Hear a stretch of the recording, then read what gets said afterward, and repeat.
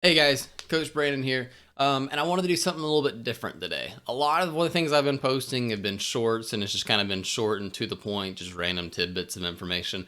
But I've been watching some games lately. I mean, I play in adult league right now, and I've watched a lot of these guys pitch, and I noticed something that a lot of people do whenever they're trying to gain power, especially for people who are like true overhanders and they're really wanting to like try to push off.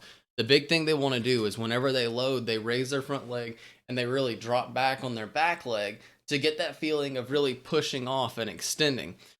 So, what we want to do is we want to be able to use as much of the power that we have without as much energy and be able to take advantage of anything else that we can.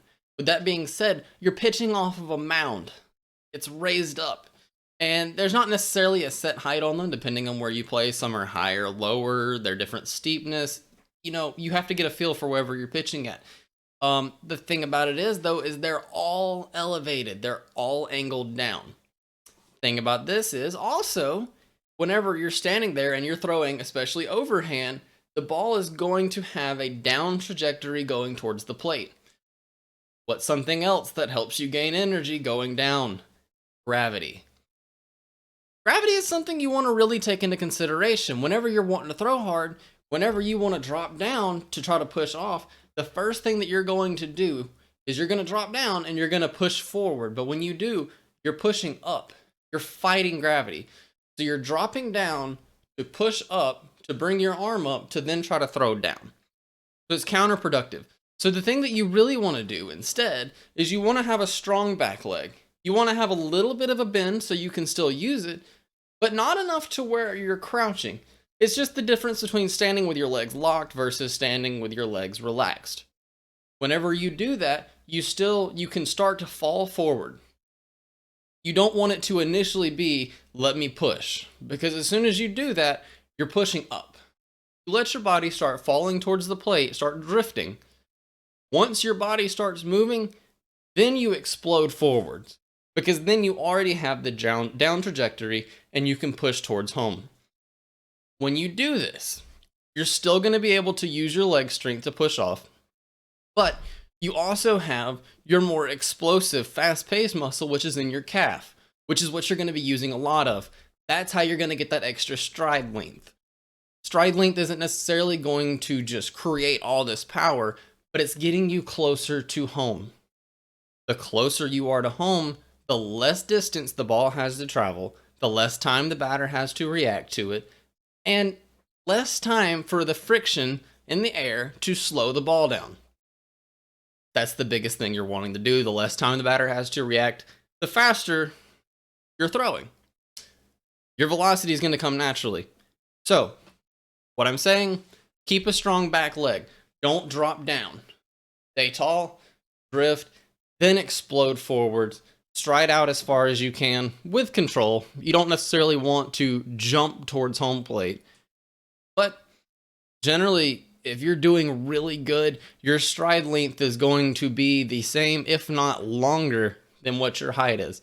So a 6 foot tall guy, it's nothing for your stride to at least be like 5'9", 5'10", if not more. I think for me, whenever I was throwing 3/4, I'm 6 foot tall. I think my stride length was about 6'4", 6'5", because of actually pushing off and falling. So that's the big thing, is just want to keep a strong back leg. And you're going to hear that a lot. Keep a strong back leg, your back leg. And what does it mean? That's what it means. Don't fight the forces that you already have. Work smarter, not harder. So make sure that you're using all of your energy to go towards home with gravity. Don't try to fight it. Another thing about this is that whenever you're hitting, the big thing you don't want to do is you don't want your eyes to be moving a lot. You want to be able to keep a solid focus on where you're looking. So you're not adding another element to it. The same goes for pitching. Whenever you're pitching, you don't want to be moving your head a lot. You want to be able to keep a straight focus so you can really pay attention to where you're aiming. Whenever you're going up and you're dropping down and then you're pushing off and you're going back up and then you're falling down the mound, your eyes are doing this the whole time. If you're able to keep them straight going towards your target, you raise up and everything's going straight towards it, all your momentum, all your energy is going towards where you're aiming, which makes your accuracy that much easier to control.